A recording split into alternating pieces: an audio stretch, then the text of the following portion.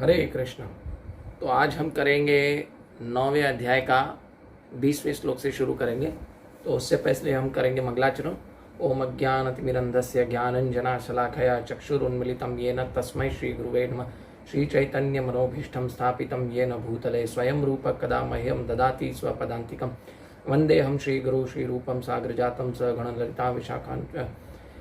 हे कृष्ण करुणा सिंधु दीनबंधु जगतपते गोपेश गोपिका कांता राधा कांता नमस्तुते तप्त कांचन गौरंगी राधे वृंदावनेश्वरी ऋषभानुसुते देवी प्रणमामि हरिप्रिय।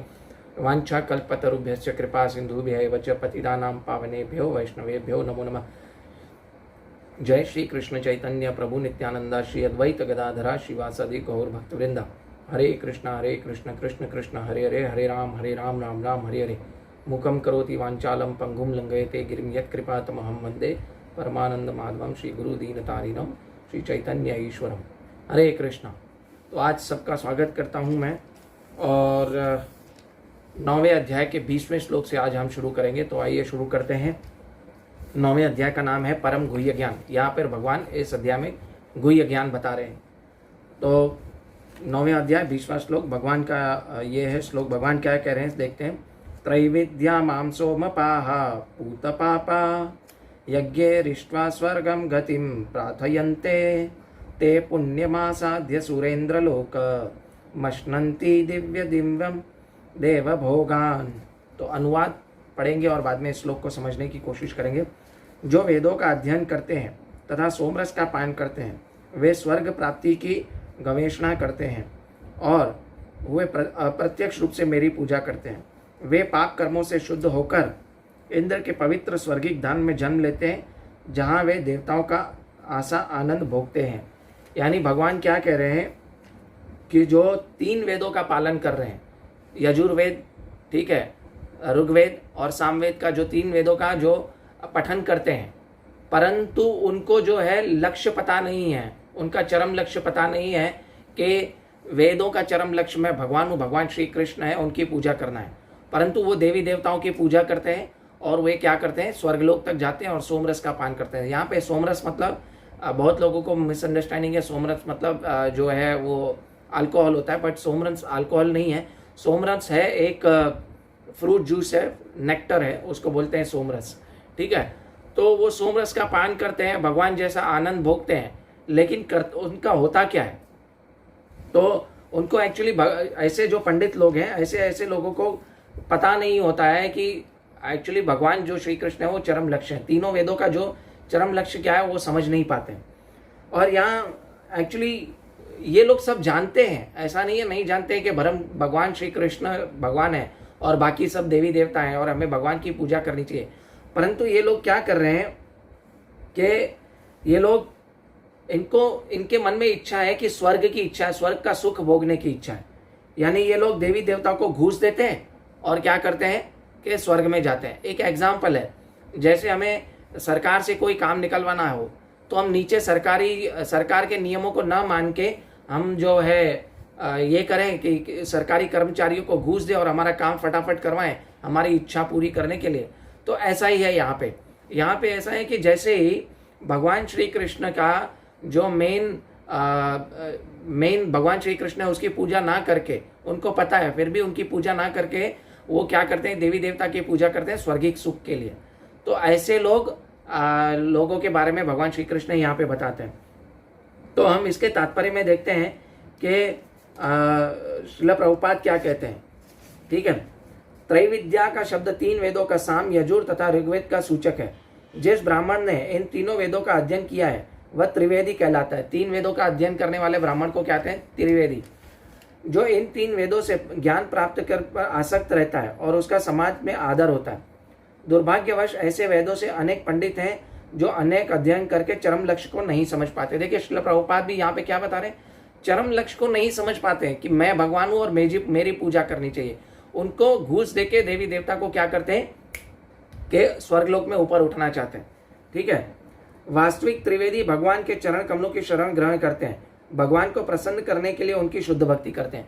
जो असली त्रिवेदी लोग हैं, जो तीनों वेदों का पठन करते हैं, वो एक्चुअली क्या करते हैं, भगवान श्री कृष्ण की शरण ग्रहण करते हैं और क्या करते हैं कि शुद्ध ही भक्ति करते हैं। परंतु तथाकथित आज के जो पंडित हैं और ब्राह्मण हैं, उनको लक्ष्य पता है, परंतु वो अपना स्वर्गिक सुख भोगना चाहते हैं, क्योंकि यहाँ से अच्छा इंद्रिय तृप्ति कहाँ होती है? भगवान इंद्रलोक में होती है, देवी देवताओं के धाम में होती है। दुर्भाग्यवश जो लोग वेदों के नाम मात्र छात्र हैं, वे इंद्र तथा चंद्र जैसे विभिन्न देवों की आहुति प्रदान करके में रुचि लेते हैं। ऐसे प्रयत्न से विभिन्न देवों के उपासक निश्चित रूप से प्रकृति के निम्न गुणों से कलश से शुद्ध तो हो जाते हैं, फलस्वरूप वे उच्चतर लोक में जाते हैं। उच्चतर लोक कौन सा? जनलोक, महरलोक, तपलोक, इस उच्च लोक में जाएंगे, परंतु क्या होगा? वो वहां से ऊपर एलिवेट नहीं कर पाएंगे। क्यों? क्योंकि वो है ना कर्मचारी बने, बोला उसको घूस देके वो अपना काम निकलवा रहे हैं, क्योंकि उनकी इच्छा क्या है? मैं सिर्फ और सिर्फ ये करूं कि भगवान की पूजा न करके देवी देवताओं को घूस दूं और मैं स्वर्गलोक की स्वर्ग का सुख अनुभव करूं। ठीक है, एक बार इन उच्च लोकों पर पहुंचकर वही इस लोक की तुलना के से लाखों गुना अच्छी तरह इंद्रियों की तुष्टि की जा सकती है। देखिए, श्रील प्रभुपाद भी यहाँ पे यही बोल रहे हैं। क्या बोल रहे हैं? यहाँ से लाखों गुना इंद्रिय तृप्ति की जा सकती है। तो उनका चरम लक्ष्य क्या है? इंद्रिय तृप्ति है। उनका लक्ष्य भगवान को प्रसन्न करना नहीं है, इसलिए वो स्वर्गलोक में जाते तो हैं। परंतु अभी इन लोगों का होता क्या है, भगवान आगे बताएंगे। ते त्वं भुक्त्वा स्वर्गलोकम विशालम क्षिणे पुण्य मृत्युलोकम विशंति एवं त्रिय धर्मम अनुप्रपन्ना गतागतम कामा कामम लभन्ते। यानी भगवान क्या कह रहे हैं? इस प्रकार जब वे उपासक विस्तृत स्वर्गिक इंद्रिय सुख को भोग लेते हैं और उनके पुण्य कर्मों के फल क्षीण हो जाते हैं, तो वे इस मृत्यु लोक में पुनः लौट आते हैं। इस प्रकार जो तीनों वेदों के सिद्धांतों में दृढ़ रहकर इंद्रिय सुख की गवेषणा करता है, वह जन्म मृत्यु का चक्कर ही मिल पाता है।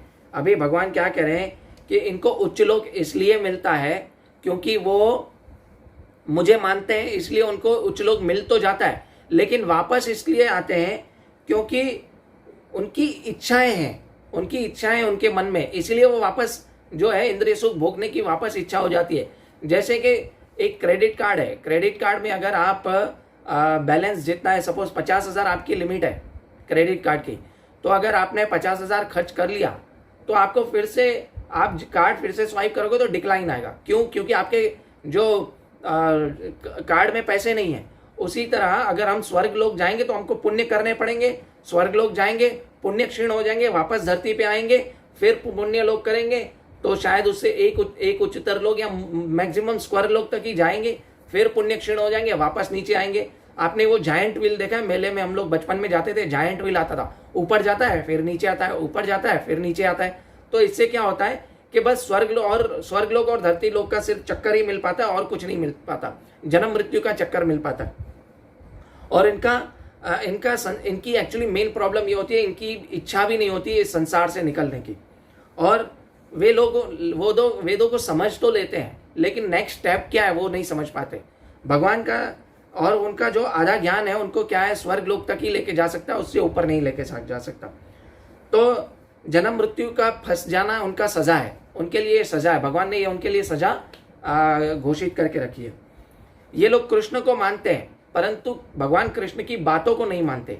अगर भगवान कृष्ण की बातों को नहीं माने तो कृष्ण को ना मानने के बराबर हुआ। जैसे कि एक बच्चा है, अपने पिता को मानता है, मेरा पिता है, सब कुछ है, लेकिन पिता की बातों को नहीं मानता, तो वो कैसा हो गया कि वो एक्चुअली में ना पिता को ना मानने के बराबर हो गया। ठीक है, लेकिन भगवान तो क्या कह रहे हैं? मेरी भक्ति करो। ठीक है, मन मना भव मत भक्तो मध्याजी माम नमस्कुरु, ये अध्याय का आखिरी श्लोक आएगा। भगवान तो ये कह रहे हैं कि मेरी भक्ति करो, लेकिन ऐसे लोग भगवान की भक्ति नहीं करते हैं। उनका सिर्फ और सिर्फ उद्देश्य होता है कि इंद्रिय सुख करें। और जो अभी आगे वाले श्लोक में भगवान बताएंगे कि क्या होता है, शुद्ध भक्तों का क्या होता है। लेकिन उससे पहले हम इस श्लोक का तात्पर्य पढ़ेंगे कि जो स्वर्गलोक प्राप्त करता है उसके दीर्घ जीवन तथा विषय सुख की श्रेष्ठ सुविधाएं प्राप्त होती है, तो भी वह वहां सदा नहीं रहा दिया जाता। देखिए, यहाँ पे श्रील प्रभुपाद भी बोल रहे हैं, सदा नहीं रहा दिया जाता। क्यों? क्योंकि उनके पुण्य क्षीण हो जाएंगे, वो वापस आ जाएंगे। पुण्य कर्मों के फलों को क्षीण होने पर वह पुनः इस पृथ्वी पर भेज दिया जाता है। जैसा कि वेदांत सूत्र में अंकित किया गया है कि जन्मादस्य यद, यानी जिसने पूर्ण ज्ञान प्राप्त नहीं किया वो समस्त कारणों के कारण कृष्ण को नहीं समझता और वह चरम लक्ष्य को प्राप्त नहीं कर पाता। क्या है? देखिए, यहाँ पे भी श्रील प्रभुपाद यही बता रहे हैं, चरम लक्ष्य को जानते ही नहीं है, तो इसीलिए वो चरम लक्ष्य को प्राप्त भी नहीं कर पाते। उनके मन में सिर्फ इंद्रिय सुख की इच्छा है, इसीलिए वो सिर्फ ऊपर जाते हैं फिर नीचे आते हैं, है ना, जायंट व्हील की तरह। मानो वह किसी चक्र पर स्थित हो जो कभी ऊपर जाता है और कभी नीचे आता है। देखिए श्रील प्रभुपाद भी यहाँ पे चक्र लिख रहे हैं, क्या जन्म मृत्यु का चक्कर ही मिल पाता है। सारांश यह है कि वह वैकुंठ लोक न जाकर स्वर्ग तथा मृत्यु लोक के बीच के जन्म मृत्यु के चक्कर में घूमता रहता है। अच्छा, तो यह होगा कि सच्चिदानंद जीवन जिया जाए। क्या जीवन भोगने के लिए वैकुंठ लोक की प्राप्ति की जिए, और क्योंकि वे उससे दुखमय संसार में लौटना नहीं पड़ता है। जैसे 8वें अध्याय में हमने देखा था, भगवान 16वें श्लोक में क्या कहे, आ ब्रह्म भुवानुलोका पुनरावर्तिनो अर्जुन, है ना। ये जो संसार है वो दुख का सागर है और इसमें सिर्फ जन्म मृत्यु का चक्कर ही मिल पाता है। लेकिन भगवान आगे की लाइन में क्या बोलते हैं, मां उप्यति तो कौनते पुनर्जन्म न विद्यते, लेकिन जो मेरी शरण में आते हैं उसे पुनर्जन्म नहीं मिलता, वो मेरे पास आता है। अंत काले च मामे व स्मरण मुक्त्वा कलेवरम, है ना। यह प्रयाति समद भावन नास्ति यत्र संशय, यानी ऐसा व्यक्ति मेरे शरण में आता है। ठीक है, अभी ये मेरा फेवरेट श्लोक है जो शुद्ध भक्तों के लिए भगवान बता रहे हैं कि क्या स्थिति होती है। एक्चुअली ये श्लोक पढ़कर मैं कृष्ण भावना व्रत में आया था, कृष्णा कॉन्शियसनेस में, क्योंकि मेरे पास भगवत गीता पढ़ी थी और मैंने जैसे ही भगवत गीता खोली तो मेरे सामने ये श्लोक आया। तो ये अगला जो श्लोक है ये मेरे को कृष्णा कॉन्शियस में लाने का श्लोक है। तो मेरा फेवरेट श्लोक है, अनन्यास चिंतयन्तो माम ये जनः पर्युपासते तेषां नित्याभियुक्तानां योगक्षेमं वहाम्यहम्। किंतु जो लोग अनन्य भाव से मेरे दिव्य स्वरूप का ध्यान करते हुए निरंतर मेरी पूजा करते हैं, उनकी जो आवश्यकता है मैं उन्हें पूरा करता हूँ और जो कुछ उनके पास है उनकी रक्षा करता हूँ। तो भगवान तो यहाँ पे LIC दे रहे हैं, लाइफ इंश्योरेंस पॉलिसी, जीते हुए, मरते हुए नहीं। आप देखिए LIC जो है, लाइफ इंश्योरेंस कंपनी का जो स्लोगन है वो भी यही है, योगक्षेमम वहाम्यहम्। लेकिन वो क्या कह रहे हैं, जिंदगी के बाद, और जिंदगी के साथ तो कभी देते ही नहीं है, क्योंकि आप मरेंगे तो ही आपको पैसे मिलते हैं LIC वालों के। परंतु यहाँ पे भगवान क्या कह रहे हैं, योगक्षेमम वहाम्यहम्, उनके पास जो है मैं उनकी रक्षा करता हूँ और जो नहीं है उसको मैं पूरा करता हूँ। तो इसका मतलब क्या हुआ, अब एक्चुअली कृष्णा को जो नहीं जानता, ठीक है, वो अभियुक्त, नित्य अभियुक्ता नाम, यानी अगर अभियुक्त का मतलब क्या, युक्त मतलब जुड़ा रहना, यानी अभी मतलब अभी से जुड़ा रहता है, हमेशा जुड़ा रहता है। नित्य अभी यानी यहाँ भी, और युक्ता नाम यानी हमेशा जुड़ा रहता है। मैं आपको एक एग्जांपल दूंगा। हम लोग जब भी योगक्षेमम वहाम्यहम् का मतलब क्या है, नित्य अभियुक्ता नाम योगक्षेमम वहाम्यहम् का मतलब है कि, है ना, जब भी हमने लूडो खेलते थे, अगर आपको पता हो बचपन में, तो लूडो खेलते थे तो जिसकी 2 गोटी एक साथ जुड़ी होती थी तो उसको हम मार नहीं सकते थे।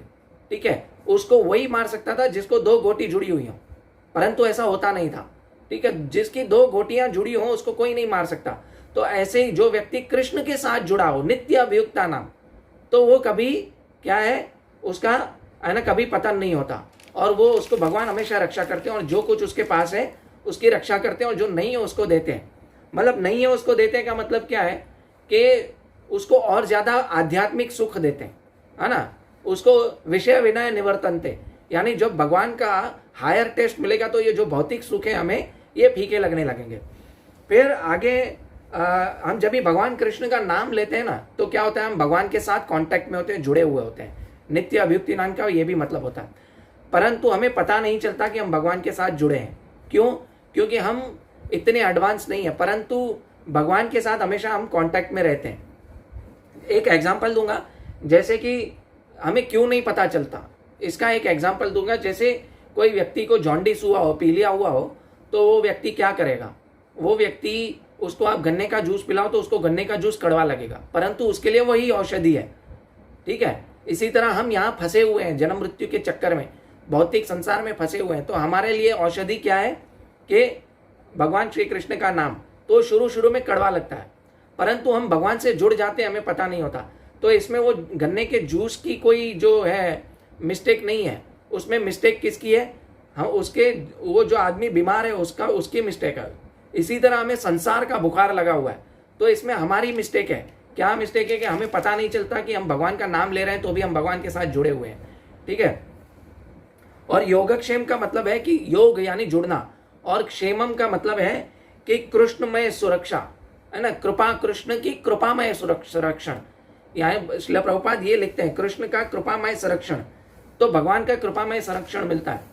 तो इससे मेरे को एक स्टोरी याद आ रही है। एक ब्राह्मण थे, उनका नाम मुझे याद नहीं आ रहा है, ये रिसेंट स्टोरी है, 100-200 साल पहले का कुछ स्टोरी है, कि एक ब्राह्मण थे, जब ये रोज टीका करते थे, शुद्ध भक्त थे भगवान के, परंतु उनको भगवान के इस योगक्षेमम वहाम्यहम इसके ऊपर है ना थोड़ा उनको संदेह हुआ। वहाम्यहम का मतलब, वहाम्यहम एक शब्द आता है हिंदी में, देखें वाहन, तो वाहन शब्द वहामी से आया है, ठीक है। तो वहाम्यहम, तो उन्होंने ये जब ये श्लोक पढ़ रहे थे वहाम्यहम, तो उनको है ना डाउट हुआ, उन पंडित को, मतलब ब्राह्मण को डाउट हुआ और उसके ऊपर लाइन खींच दी, ऐसे लाइन लकीर मार दी और कहा कि वहाम्यहम यानी भगवान क्या ढोके आते हैं अपने कंधे के ऊपर? हाँ, नहीं, ऐसा हो नहीं सकता। उनको भगवान के वचनों पे डाउट हुआ, ठीक है। वो उन्होंने ये सोचा कि भगवान बोल देते ददामी, दिलवा देता हूँ किसी के द्वारा, परंतु वो लोग वो बोल रहे थे कि वहाम्यहम ऐसा कैसे हो सकता है। तो ब्राह्मण जो है उस टाइम पे भगवत गीता ऐसे रखी और उसके ऊपर ऐसे लकीर मारी और चले गए, लाल लकीर मारी और मधुकरी करने चले गए। मधुकरी मतलब भिक्षा मांगने चले गए। तो ब्राह्मण जब भी करता है ना भिक्षा मांगते उसको मधुकरी बोलते हैं। 5 घरों से ज़्यादा भिक्षा नहीं मांगता, 6ठे घर जाता ही नहीं है। मिला तो मिला, नहीं मिला तो वो सोचता है कि आज भगवान ने बोला है कि व्रत रखना। तो वो जब भी मधुकरनी करने गया तो ब्राह्मण, तो जब भी पीछे एक बालक आया सुंदर सा, और उसने क्या किया है ना, खीर था, चीनी थी, और चावल था, पूरी थी, सब्जी थी, सब कुछ, आटा वगैरह सबकी सामग्री लेके आया और माँ को बोला कि, ब्राह्मणी को बोला कि है ना ये ब्राह्मण ने भेजा है। बोले ठीक है, ब्राह्मण ने भेजा है। दिया उसको, कंधे के ऊपर लाद के आया था। तो ऐसे ही रखा, जैसे रख रहा था तो उसको देखा कि पीछे लकीर बनी हुई है लाल कलर। तो बोले किसने मारा तुझे? बोले आपके पति ब्राह्मण देव ने मारा है मुझे, क्योंकि मैं जल्दी नहीं आ रहा था तो मुझे मारा। तो ब्राह्मणी को थोड़ा शक हुआ, मेरे ब्राह्मण तो किसी को ऊंची आवाज़ में बात भी नहीं करते और इसने कैसे मार दिया? चींटी को भी आज तक मारा नहीं है उन्होंने। तो बोले ठीक है बेटा, तू है ना ब्राह्मण देवता आएंगे तो मैं उनसे पूछूंगी आपको क्यों मारा, और तब तक तू बैठ, मैं भगवान को ये बना के प्रसाद बना, भगवान को भोग बना के भगवान को अर्पण करके प्रसाद तुझे खिलाती हूँ। तो जब तक माता है ना प्रसाद भोग बनाने गई तो पीछे ये बालक गायब हो गया। तो इतने में ब्राह्मण आया, ब्राह्मणी ने पूरा खाना परोसा। तो ब्राह्मण बोले मुझे तो आज मधुकरी मिली नहीं है, ये आया कहाँ से खाना? तो बोले आपने ही तो भेजा था एक बच्चे को। अच्छा वो सब छोड़ो, आपने वो बच्चे को मारा क्यों था? उसके पीठ पे लाल लकीर लगी हुई थी। तो ब्राह्मण ने प्रसाद आधा छोड़ के सीधा भगवत गीता के श्लोक में पास गया कि वो लाल लकीर हटी हुई थी वहां पे। तो भगवान ने प्रूव किया योगक्षेमम वहाम्यहम, है ना। तो भगवान हमारे डाउट क्लियर करते हैं। योगक्षेमम व्याम यानी मैं खुद लेके आता हूं अपने कंधे पे ढोल के, लेकिन हम समझते नहीं है, ठीक है। ये इसके लिए हमें बहुत शुद्ध होना पड़ेगा। ये समझने के लिए हम भगवान के वचनों के ऊपर डाउट करते हैं। भगवत गीता और भगवान का जो भगवान खुद, इसमें कोई अंतर नहीं है। भगवान और भगवान का नाम में कोई अंतर नहीं है। अभनत्वाम नाम नामिनो पूर्ण शुद्धो नित्य मुक्तो अभिनत्वाम नाम नामिनो नाम चिंतामणि कृष्ण चैतन्य रस विग्रह, ठीक है। तो हमें ये समझना पड़ेगा। हम उसको समझने के लिए हमें भक्तों का साथ चाहिए, ठीक है। भगवान श्री ब्रह्मा जी अपने ब्रह्म संहिता में कहते हैं प्रेमांजन चुरित भक्ति विलोचनन, यानी प्रेम करना पड़ेगा भक्तान से, तभी हम भगवान को हर जगह देख सकेंगे, है ना। तो इस श्लोक का एक्चुअली तात्पर्य यही निकलता है। और ये मेरा फेवरेट श्लोक इसलिए है क्योंकि मुझे ये श्लोक जो है कृष्णा कॉन्शियस में लाने का था। क्योंकि मैं एक दिन बैठा था, ऐसे ही खोला, ये श्लोक निकला, मैं बोला इतना सब भगवान ने बोल दिया, तो मुझे दृढ़ विश्वास हो गया।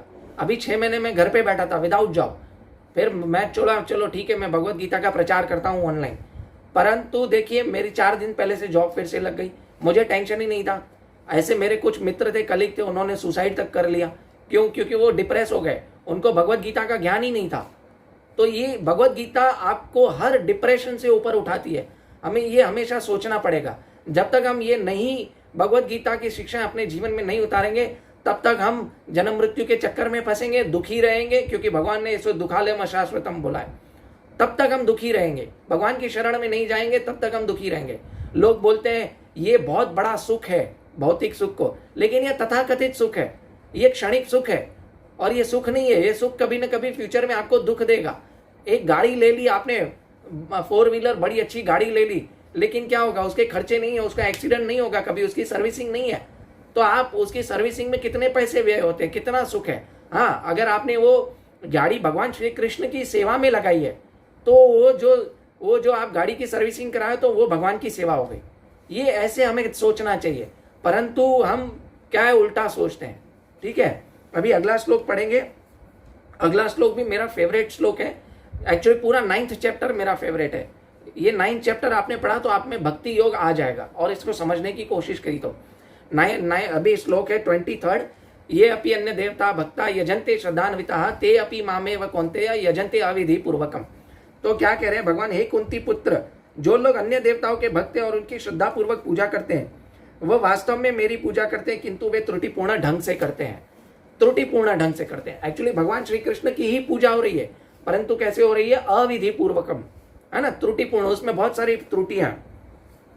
परंतु ये श्लोक समझने पहले एक देवी देवता का भक्त जो होता है ना, वो देवी देवता के भक्त कैसा होता है कि वो देवी देवता के लोक में जाता है, ठीक है, परंतु उस लोक में भी उसको ऐसे ही नहीं जाने दिया जाता, क्योंकि वो है ना, जैसे शिव जी को भगवान मानता है या दुर्गा जी को भगवान मानता है या गणेश जी को भगवान मानता है, तो वो क्या करेगा, वो उनको भगवान मानेगा तो देवी देवता उसको अंदर घुसने नहीं देंगे उनके लोक में। क्यों? क्योंकि वो देवी देवता जो है वो अपने आप को भगवान कहलाना अच्छा नहीं समझते हैं, ये हमें समझना पड़ेगा। वो भी भगवान के सेवक हैं। जैसे अगर आप किसी कंपनी में जा रहे हो, जैसे एक कंपनी छोड़ो, एक प्रोफेसर है, डीन है, तो डीन जो है कॉलेज का वो करता धरता होता है, ठीक है, लेकिन अगर आप एक प्रोफेसर को या एक प्रिंसिपल को बोल दो कि आप ही करता धरता हो, सब कुछ हो, तो क्या बोलेगा प्रोफेसर, मेरी नौकरी खतरे में लगवाएगा क्या? तो उसी तरह जो कर्मचारी हैं, जो भगवान श्री कृष्ण के देवी देवता हैं, तो उनको हमें समझना पड़ेगा कि ये कर्मचारी है भगवान के। हाँ, हालांकि उनकी रिस्पेक्ट करनी है, परंतु हमें ऐसा नहीं करना है कि जिससे हमें उनको भगवान समझना नहीं है, नहीं तो हमें उनके लोक में भी प्रवेश नहीं मिलेगा। 25वें श्लोक में भगवान बताएंगे इसको। तो दुर्गा जी को और शिव जी को भी अच्छा नहीं लगेगा कि आप उन्हें भगवान कहें, ठीक है।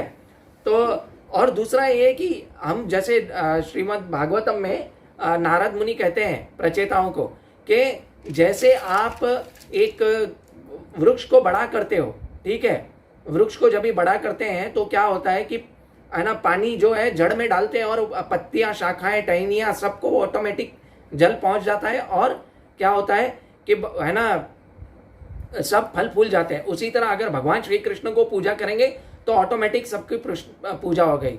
तस्मिन तुष्टे तुष्ट जगत तुष्ट, यानी भगवान श्री कृष्ण बोलते हैं कि मुझे तुष्ट करोगे पूरा जगत तुष्ट हो जाएगा। एक वनवास का, पांडवों का वनवास का एक स्टोरी याद आ रही है कि जब पांडवों वनवास में थे तो दुर्वासा मुनि आए।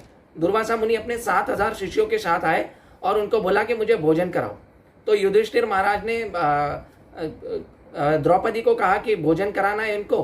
तो द्रौपदी ने कहा कि मैंने तो अक्षय पात्र धो के रख दिया, अभी मैंने खाना खा लिया, क्योंकि एक वरदान था कि उस अक्षय पात्र में से जितना निकालोगे खाना निकाल सकते हो और अलग अलग वैरायटी को निकाल सकते हो, परंतु जब तक द्रौपदी हाथ नहीं धो ले, खाना नहीं खा ले, तब तक फिर दूसरे दिन ऐसा कर सकती है। तो उस दिन के लिए द्रौपदी ने खाना खा लिया। तो उन्होंने क्या किया, इतने में कृष्ण आए वनवास में उनके पास, और कृष्ण बोले कि मुझे कुछ खिलाओ। तो द्रौपदी बोली, प्रभु आपको तो सब कुछ पता है, आपको कैसे खिलाऊं। मीनवाइल क्या हो रहा था कि द्रौपदी ने दुर्वासा मुनि और उनके शिष्यों को बोला कि आप गंगा नदी में जाके स्नान करके आओ, मैं कुछ बंदोबस्त करती हूँ, प्रयोजन करती हूँ इसका। तो ऐसा हुआ, भगवान कृष्ण आए तो भगवान कृष्ण ने कहा कि कुछ देखो होगा। तो एक पात्र में देखा कि वो एक चावल का दाना और थोड़ी सब्जी लगी हुई थी। तो भगवान श्री कृष्ण ने ऐसे चावल का दाना रखा अपने मुख में और खाया। तो भगवान ने जैसे ही खाया तो क्या हुआ कि वहां पे दुर्वासा मुनि और उनके 7000 शिष्यों को डकार आने लगी गंगा नदी में। तो जब युधिष्ठिर ने वापस भीम को भेजा, कि भगवान ने बोला कि भीम को कि आप जाओ और उनको सबको बुला के आओ, दुर्वासा मुनि और सबको। तो बोले आप कैसे बोल रहे हो, कुछ है नहीं। बोले नहीं, आप जाओ तो सही, बुला के तो आओ। तो जैसे ही वो बुलाने गए तो वो दुर्वासा मुनि और उनके शिष्य भीम को देख के भागने लगे, क्योंकि उनका अपमान हो जाएगा अगर खाना नहीं खाएंगे, इतना खाना रेडी है तो देखिए वो तुष्ट हो गए सब, ब्राह्मण और दुर्वासा मुनि सब। क्यों? क्योंकि भगवान श्री कृष्ण तुष्ट हो गए एक चावल के दाने से। तो हमें सिर्फ और सिर्फ भगवान श्री कृष्ण को तुष्ट करना है और किसी को तुष्ट करने की जरूरत नहीं है।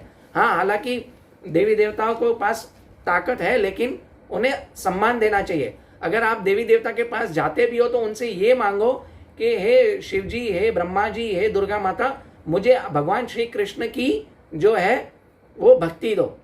लेकिन उनसे और कुछ नहीं मांगना चाहिए, ना ही उनको भगवान मानना चाहिए। जैसे लोग देखो हनुमान जी को इसे सिंदूर चढ़ाते हैं, सिक्के चढ़ाते हैं, बहुत कुछ करते हैं। हनुमान जी कौन है? भगवान श्री राम के भक्त हैं। तो भक्त को अगर आप भगवान बना दोगे तो वो बहुत बड़ा अपराध है। ठीक है, तो हमें ये सब चीजें समझनी पड़ेंगी। फिर अगला श्लोक है कि इसी तात्पर्य में एक्चुअली श्रील प्रभुपाद भी वो जड़ वाला वृक्ष का एग्जाम्पल दे रहे हैं। फिर अगला श्लोक है, अहम ही सर्वज्ञानाम भोक्ताम च प्रभुरेव च न तु माम अभिजानन्ति तत्वे न तश्च वंती। यानी कह रहे हैं कि च्यवंती कह रहे हैं यानी नीचे गिरते हैं। अभी क्या बोल रहे हैं? मैं ही समस्त यज्ञों का एकमात्र भोक्ता तथा स्वामी हूं, अतः जो लोग मेरे दिव्य स्वभाव को नहीं जान पाते वे नीचे गिर जाते हैं। यानी जो लोग नहीं जानते भगवान श्री कृष्ण भगवान है, वो च्यवंती यानी च्युत हो जाते हैं अपने स्थान से, वो नीचे गिरते हैं, वो उनको जन्म मृत्यु का चक्कर मिलता रहता है और उनकी भक्ति नहीं करते हैं। तो यहाँ स्पष्ट कहा गया है कि वैदिक साहित्य अनेक प्रकार से यज्ञ अनुष्ठानों का आदत है, किंतु वस्तुतः ये सब भगवान को प्रसन्न करने के लिए निमित्त है। यज्ञ का अर्थ क्या है? हमने तीसरे अध्याय के 9वें श्लोक में देखा था, अगर आप सबको याद हो। यज्ञ का अर्थ है कि यज्ञ ही विष्णु को ही अर्पित किया जाना चाहिए, भगवान श्री कृष्ण को, और कुछ किसी को नहीं करना चाहिए। ठीक है, भगवत गीता के 3 अध्याय में यह स्पष्ट किया गया चाहिए कि यज्ञ विष्णु को प्रसन्न करने के लिए ही कर्म करें। मानवीय सभ्यता समग्र वर्णाश्रम धर्म और विशेष रूप से विष्णु को प्रसन्न करने के लिए ही है। देखिए यहाँ पे श्रील प्रभुपाद भी यही बता रहे हैं। ठीक है, किंतु अल्पज्ञ इस तथ्य के अवगत होने के कारण क्षणिक लाभ के लिए देवताओं को पूछते हैं, वह इस संसार में गिरते हैं और उन्हें जीवन के लिए का लक्ष्य प्राप्त पता नहीं हो पाता। देखिए यहाँ पे भी बता रहे हैं भगवान 5वें अध्याय के 29वें श्लोक में भी कह रहे हैं ना, भोक्ताराम यज्ञ तपसाम सर्वलोक महेश्वरम। ठीक है, सब यज्ञों का, सब तपस्याओं का भोक्ता मैं ही हूं, तो हम इधर उधर भागने की हमें जरूरत नहीं है। फिर 25वें श्लोक में भगवान क्या कह रहे हैं? अभी भगवान 25वें श्लोक में एक सिद्धांत बता रहे हैं।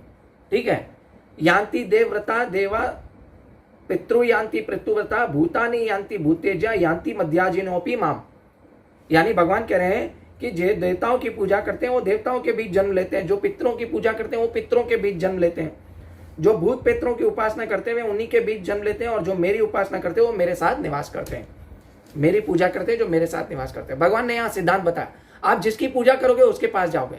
लेकिन इसमें भी एक ट्विस्ट है। भगवान क्या कह रहे हैं कि अगर आप उन्हें भगवान मान लोगे तो आप भूतलोक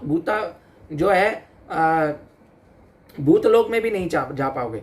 बहुत सारे लोग बोलते हैं अलग अलग रास्ते हैं, एक ही जगह जाते हैं। नहीं, अगर आपने गुजरात में बैठे हो और आपने राजस्थान की टिकट खरीदी और आपको जाना और आप बॉम्बे की बस में बैठ जाओ तो क्या आप राजस्थान पहुंच पाओगे? नहीं, क्योंकि गुजरात बीच में है, राजस्थान दूसरी तरफ है और बॉम्बे दूसरी तरफ है।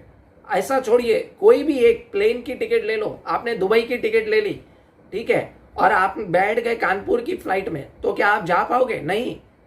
तो अलग अलग रास्ते एक ही जगह नहीं जाते हैं, ये हमें बराबर समझना होगा। बहुत सारे लोग बोलते हैं सब रास्ते एक ही तरफ जाते हैं, क्या है? नहीं, सब रास्ते एक ही तरफ नहीं जाते। भगवान ने यहाँ सिद्धांत बताया, देवताओं की पूजा करोगे, देवता लोग जाओगे, पुण्य खत्म करके वापस उतरोगे। भूतों की पूजा करोगे, जो भूतलोक की, जो पिशाचों की पूजा करते हैं तांत्रिक वगैरह, वो भूतलोक में जाएंगे।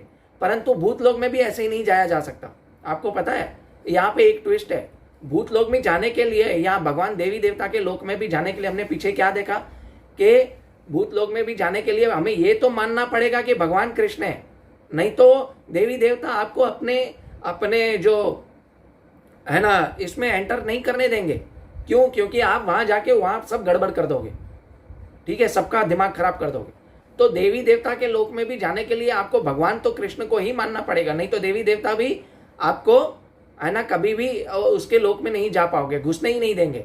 तो आप क्या करोगे? सिर्फ पृथ्वी लोक में कीड़े मकोड़े का कभी जन्म ले लोगे, कभी मनुष्य का 84 लाख योनि के बीच में जन्म लोगे, कभी कुछ न कुछ योनि में जन्म ले लोगे, कभी सुअर ले लेंगे, कभी कुछ भी ले लेंगे।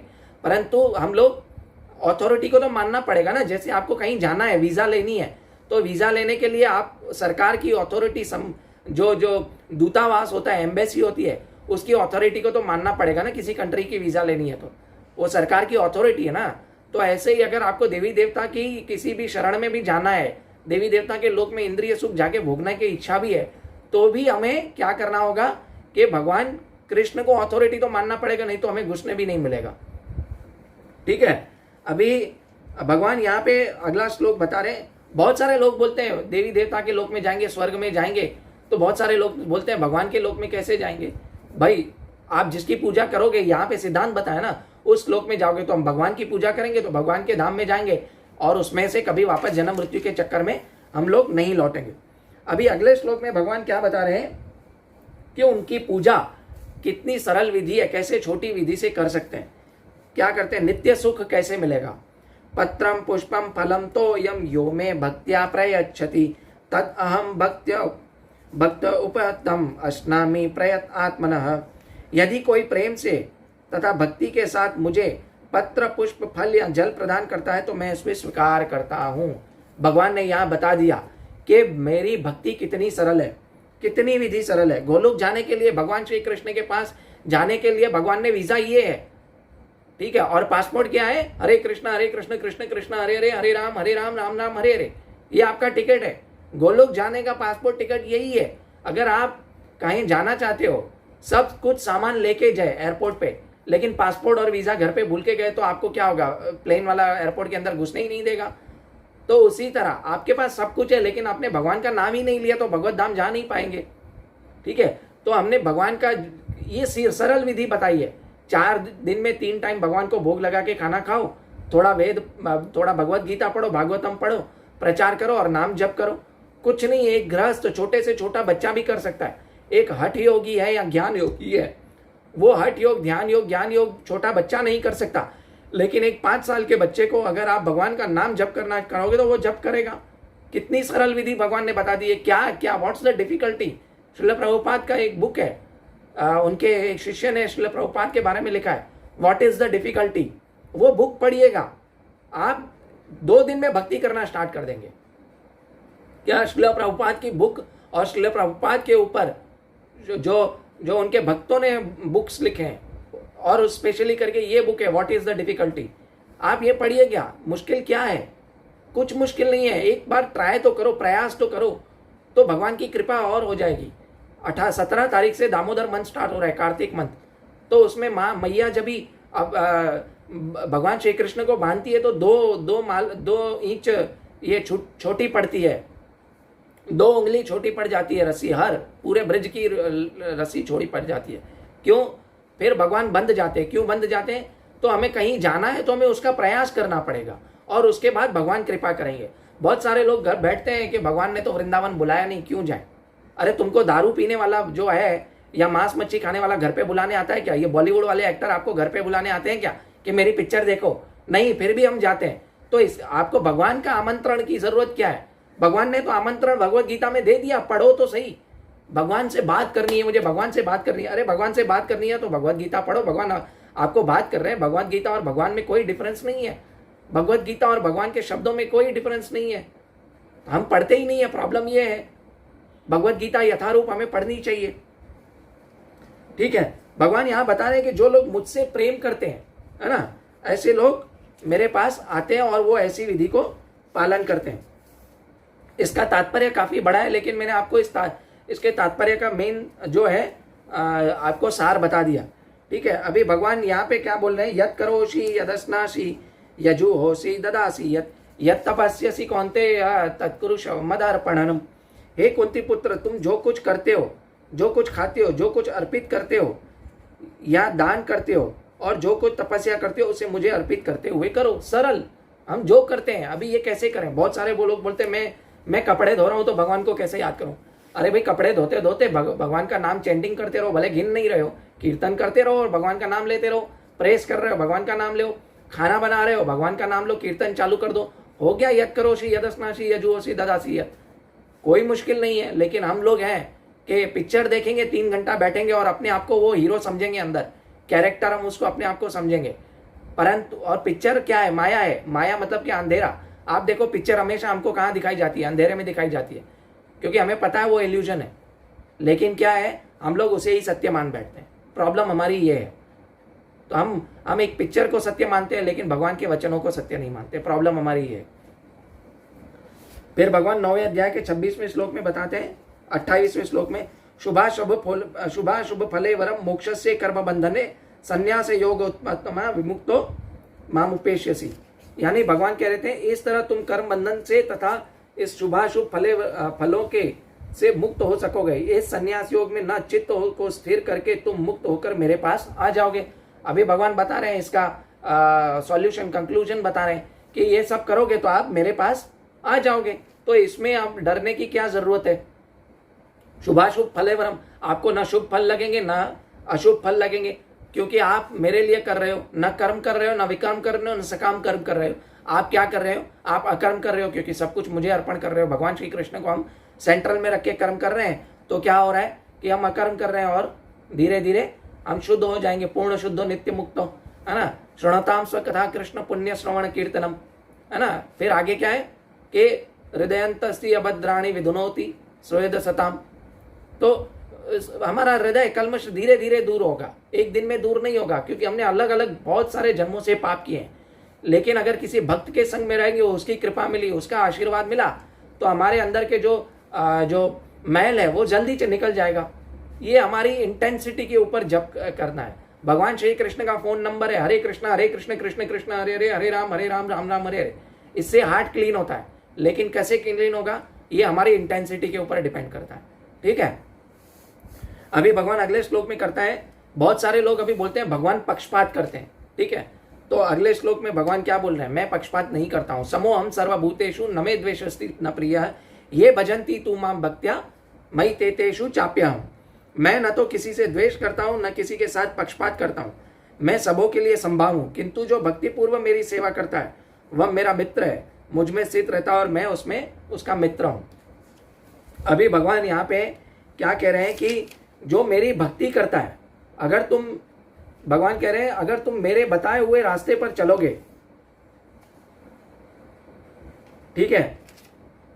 अभी पहले तो अगर तुम मेरे बताए हुए रास्ते पर चलोगे तो पहले भगवान ने जो बोला ना कि शुभ अशुभ फलों से निकल जाओगे। तुम अंदर से जो क्या हो जाओगे, अंदर से कठिन हो जाओगे, अंदर से मैच्योर्ड हो जाओगे। तुमको महसूस होने का ना लगेगा कि मैं भगवान को जानता हूँ, भगवान की मुझे सेवा करनी है, और तुम पक जाओगे अंदर से। ठीक है, जैसे एक नारियल होता है, नारियल क्या करता है, जब भी आप अंदर से पक जाता है तो अभी आप हिलाओ तो अंदर से आवाज होने लगती है, तो वो अलग हो जाता है।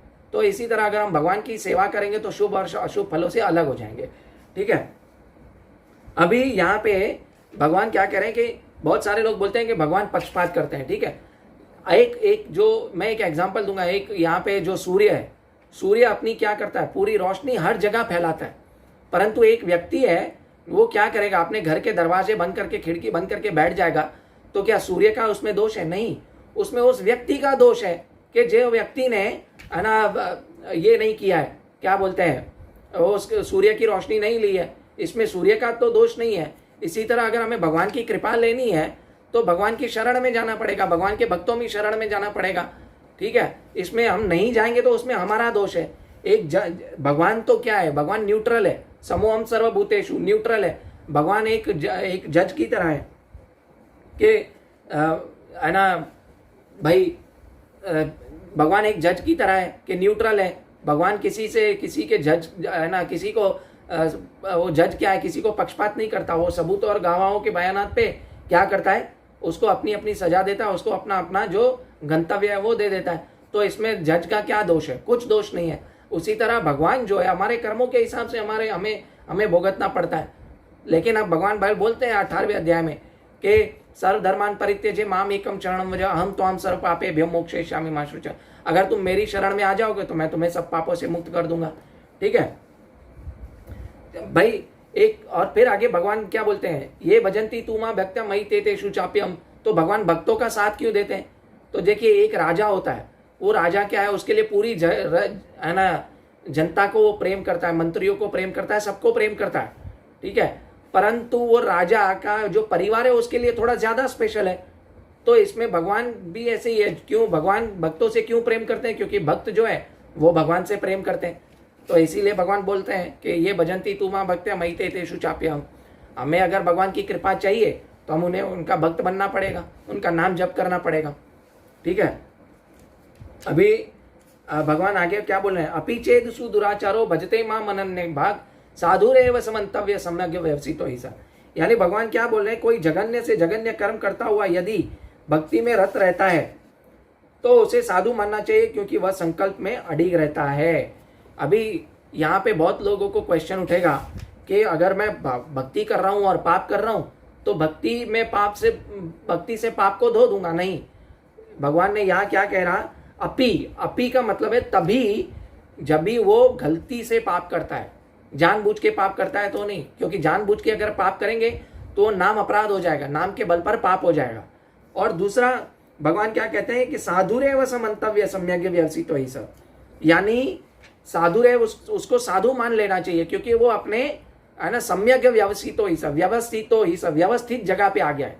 जैसे हम बाजार जाते हैं, ठीक है, पूरी ग्रोसरी लेके आते हैं, उसमें शैम्पू लेके आएंगे, टूथब्रश लेके आएंगे, टूथपेस्ट लेके आएंगे, ठीक है, खाने का सामान भी लेके आते हैं, सब कुछ एक थैली में लेके आते हैं। लेकिन घर पे आके क्या हम टूथब्रश को क्या हम किचन में रखते हैं, अपने कमरे में रखते हैं, या साबुन को हमने किचन में रखते हैं खाने की जगह पे? नहीं, हम उसको उसकी व्यवस्थित जगह पे रख देते हैं। तो सम्यज्ञ व्यवस्थित हो ही सर, तो भगवान बोलते हैं वो व्यवस्थित जगह पे आ गया है। जैसे एक व्यक्ति है, वो क्या है, वो है ना कीचड़ में भर के आया है और आके हेडपंप के नीचे बैठता है, तो कोई व्यक्ति आको उसको बोले कि भाई तू तो हेडपंप के नीचे बैठा है, देख देख कीचड़ लगी पड़ी है, तो बोले अभी तो मैं सही जगह पे आ गया ना, ठीक है, अभी अपने आप को शुद्ध कर रहा हूं ना, ठीक है। तो सम्यज्ञ व्यवस्थित हो ऐसा, ये व्यवस्थित जगह पे आ गया। तो अपिचेद सुदुराचारो, क्यों, फिर वो अडिग रहता है अपने संकल्प में, भगवान को भजन करने में, ठीक है। अगर आपका कोई प्रश्न है तो प्लीज आप प्रश्न पोस्ट कर सकते हैं। फिर आगे भगवान 31वें श्लोक में बोलते हैं क्षिप्रम भवति धर्मात्मा सस्व शांति निगच्छति कौन्ते प्रतिजानी नमे भक्त प्रणश्यति। अभी भगवान यहाँ पे गारंटी देते हैं, यहाँ पे भगवान एक्चुअली गारंटी क्या देते हैं कि वो व्यक्ति तुरंत धर्मात्मा बन जाता है। क्यों बन जाता है? और स्थायी शांति को प्राप्त करता है। हे कुंती पुत्र, निडर होकर घोषणा कर दो कि मेरे भक्त का कभी विनाश नहीं होता। भगवान यहाँ कह रहे हैं कि मेरे भक्त का कभी विनाश नहीं होता, स्पिरिचुअली भी मटीरियली भी, दोनों। अगर भगवान को आपको मटीरियली प्रोग्रेस करना नहीं है, क्योंकि आप भगवान को पता है कि आप स्पिरिचुअल में भी उसको चीज़ों को भगवान के सर्विस में यूज करोगे तो भगवान आपकी मटीरियली भी प्रोग्रेस करवा देंगे। परंतु भगवान को अगर पता है कि अगर आप मटीरियली प्रोग्रेस करोगे और मुझे भूल जाओगे तो आप भगवान आपकी मटीरियली प्रोग्रेस नहीं कराएंगे। इसका मतलब है कि स्पिरिचुअली भगवान आपका विनाश नहीं होने देंगे, ठीक है। मेरे भक्त का विनाश नहीं होता। और भगवान ये छाती ठोक के क्या बोल रहे हैं? अर्जुन को बोल रहे हैं तुम कर दो, तुम इसको है ना घोषणा करो। क्यों? क्योंकि भगवान कहते हैं मैं अपने वचनों से शायद कभी फिर जाऊं, क्योंकि मैं भगवान हूं, मैं कभी भी अपने वचनों से फिर सकता हूं, परंतु मैं अपने भक्त का वचन रखता हूं। इसलिए तुम घोषणा करो, हे कुंती पुत्र, तुम घोषणा करो कि क्षिप्रम भवति धर्मात्मा सस्व शांति निगच्छति कौन्तेय प्रतिजानी नमे भक्त प्रणश्यति। मेरे भक्त का कभी विनाश नहीं होता, परंतु इसकी एक शर्त है कि मुझे दृढ़ विश्वास होना चाहिए भगवान में, ठीक है, श्रद्धा। इसका हम थोड़ा तात्पर्य पढ़ेंगे। इसका दूसरा अर्थ नहीं लगाना चाहिए। 7वें अध्याय में भगवान कहते हैं कि दुष्कृति वह भगवत भक्त नहीं हो सकता। देखिए, ठीक है, यहाँ पे श्रील प्रभुपाद भी यही कह रहे हैं, वो भगवत भक्त नहीं हो सकता। जो भगवत भक्त नहीं है उसमें कोई भी योग्यता नहीं होती। तथा तब यह प्रश्न उठता है कि संयोग व स्वेच्छा से निंदनीय कर्मों में प्रवृत्त होने वाला व्यक्ति किस तरह भक्त हो सकता है। यह प्रश्न ठीक है। जैसा कि 7वें अध्याय में कहा गया है कि जो दुष्ट आत्मा है वो कभी भक्ति के पास नहीं फड़फड़ाता, उसमें कोई सद्गुण नहीं होते। श्रीमद् भागवत में इसका उल्लेख है। सामान्यतः 9 प्रकार के भक्ति कार्यों में युक्त रहने वाला भक्त अपने हृदय को भौतिक सामान्यतः कलमश से शुद्ध करने लगता होता है। वह भगवान को अपने हृदय में बसाता है, फलतः उसके सारे पाप का पूर्ण कलमश धुल जाते हैं। निरंतर भगवान का चिंतन करने से वह स्वतः शुद्ध हो जाता है। देखिए, यहाँ पे भगवान का निरंतर चिंतन करेगा तो वो धर्मात्मा बन जाएगा, स्वतः शुद्ध हो जाएगा, ठीक है। इसीलिए भगवान कह रहे हैं क्षिप्रम भवति धर्मात्मा सस्व शांति निगच्छति।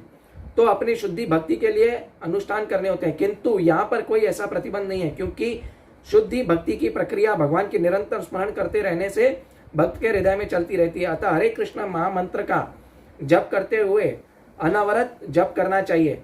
अनवरत यानी क्या कह रहे हैं कि अनवरत यानी अनकंडीशनल जप करना है। हमें कंडीशनल जप नहीं करना है। भगवान के सामने व्यापार नहीं करना है, भगवान के साथ प्रेम करना है। हम लोग भगवान के साथ व्यापार करते हैं। यह भक्त को आकस्मिक पतन से बचाएगा। इस प्रकार वह समस्त भौतिक कल्मशों से सदैव मुक्त हो जाएगा, ठीक है। अभी 3 श्लोक बाकी हैं, फटाफट खत्म करते हैं, क्योंकि अभी ऑलमोस्ट यही रिपीट हो रहा है। रिपीट तो होता नहीं है भगवत गीता में, लेकिन हे पार्थ, जो मेरी शरण ग्रहण करता है वह भले निम्न जन्मा स्त्री वैश्य तथा शूद्र क्यों न हो, वे परम धाम को प्राप्त करता है। यानी कोई रोक टोक नहीं है, भगवान ने जाति प्रथा यहाँ पे बताई नहीं है, कोई भी रोक टोक नहीं है, हर कोई भगवान की शरण ग्रहण कर सकता है, हर किसी को भगवान श्री कृष्ण की शरण ग्रहण करनी चाहिए।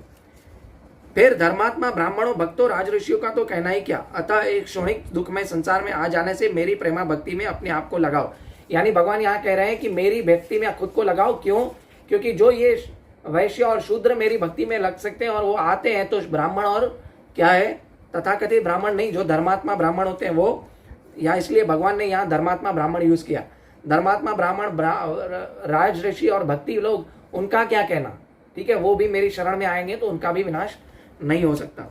इसलिए भगवान कह रहे हैं मेरी भक्ति में लगाओ। तो भक्ति कैसे करें, भगवान लास्ट श्लोक में एक और बार बता दे रहे हैं, कंक्लूजन। मन मना भव मत भक्तो मध्याजी माम नमस्कुरु मामेवश्यसि युक्तवतात्मा मत परायण। यानी भगवान कहते हैं अपने मन को मेरे नित्य चिंतन में लगाओ और मेरे भक्त बनो, मुझे नमस्कार करो और मेरी ही पूजा करो। इस प्रकार मुझे पूर्णतया तल्लीन होकर तुम निश्चित रूप से मुझको प्राप्त होगे। परंतु इसमें एक क्वेश्चन है, इसमें क्वेश्चन ये है कि श्रील प्रभुपाद एक इस तात्पर्य में पढ़िएगा, इसमें लिखते हैं, क्या लिखते हैं कि अगर हम भगवान का निरंतर चिंतन करेंगे तो हम भगवान को प्राप्त होंगे, लेकिन अगर हम भगवान का चिंतन कंस की तरह होंगे तो हम भगवान को प्राप्त नहीं होंगे। ठीक है, कि हम लोग कंस की तरह भगवान श्री कृष्ण का विष्णु विष्णु, हमेशा वो विष्णु का चिंतन करता था, लेकिन कैसे, खाते पीते उठते सोते, लेकिन कैसे, शत्रु के रूप में। इसलिए